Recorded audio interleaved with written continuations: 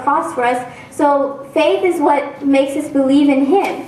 If we didn't have faith, we would possibly believe in science, because science has evidence or something about God.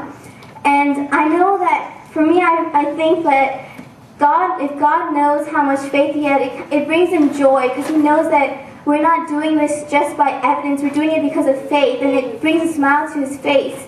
And everyone knows this story in Matthew 28, where it talks about the mother and the daughter who has demon possession, and how the mother tries to get Jesus to heal her daughter. And I'd just like to read, it says in Matthew 28:25 onwards, "The woman came and knelt before him. 'Lord, help me,' she said. He replied, 'It is not right to take the children's bread and toss it to their dogs.'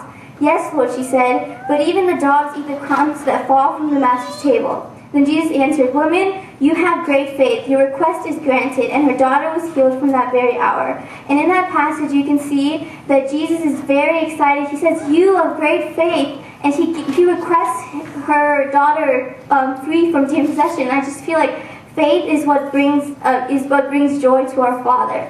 Secondly, in the story, he talks about the dandelion saying, "They aren't destroyed when they're exposed to heat." And the point I want to say is, the second point is, faith is what helps us get through the hard times. I don't think there's anyone who sits here that can say that faith is not what got us through whenever we went through problems or trials or tribulations. If we didn't have that faith in God, if we didn't have God in our lives, we would probably be crushed by the world, because we wouldn't have someone to lean on to take our problems away. And it can say in Matthew 21, verse 21, Jesus replied, "I tell you the truth. If you have faith and do not doubt, not only can he do what was done to the fig tree, but also you can say to this mountain, 'Go throw yourself into the sea,' and it will be done."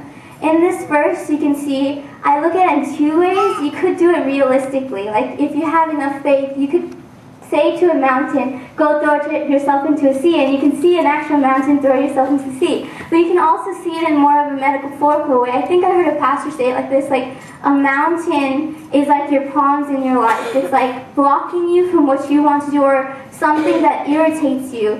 And with that faith, you can use your faith and say, "No, God, everything is in God's hand. This mountain, this problem that is in front of me can be moved and cast into the sea."